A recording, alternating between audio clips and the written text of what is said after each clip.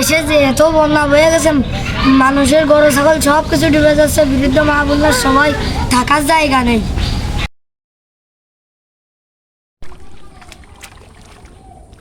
আচ্ছা, আপনারা বন্যার মধ্যে কি অবস্থা আছেন? বাজান, বন্যার মধ্যে আমরা যে কত কষ্টে আছি। এই যে পাহাড়ের টিলায় বাগান, যেখানে উঁচু জায়গা, সেখানে আমরা একটু অবস্থান করতেছি।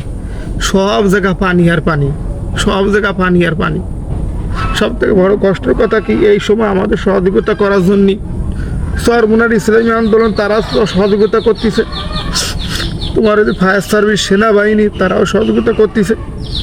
তবে বড় দুঃখের কথা কি শোনো বাদান, সবচেয়ে দুঃখের কথা, আমার এক প্রতিবেশী 7-8 মাস পেটে বাচ্চা, সে বাসিয়ে চলে গেছে।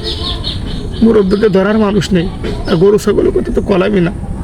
আমরা যে 2 রাকাত নামাজ পড়ে আল্লাহকে দোয়া করবো, আল্লাহ হিফাজত করবো, মসজিদে পানি উঠে গেছে। এই অবস্থা আছি আমরা।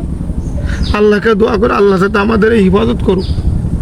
আর আমাদের আশ্রয়স্থল দরকার, খাবার দাবারের ব্যবস্থা নেই, খুব সংকট। তা তোমাদের মতো মানুষ যারা দূরে আমাকে দেখতে আসতেছে, ঠিক করে আসবা, কারণ এখানে তেলও পাওয়া যাচ্ছে না, তেলেরও সংকট। খুব কষ্টের মধ্যে আছি আমরা।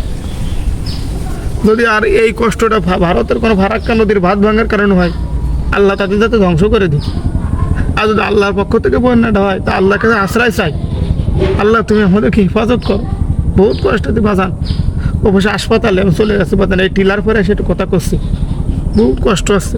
তোমাকে তো বহুত লোক এসে প্রশ্ন করতেছে, সাপ পোক ভরা বনে জঙ্গলে কোনে দাঁড়াবো আমরা, দাঁড়ানোর মতো কোনো পরিবেশ নেই, সব জায়গায় পানি আর পানি, সব জায়গায় পানি আর পানি।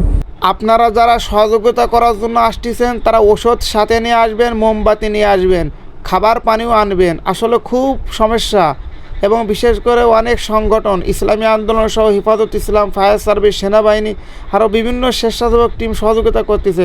সকলের জন্য দোয়া রইল।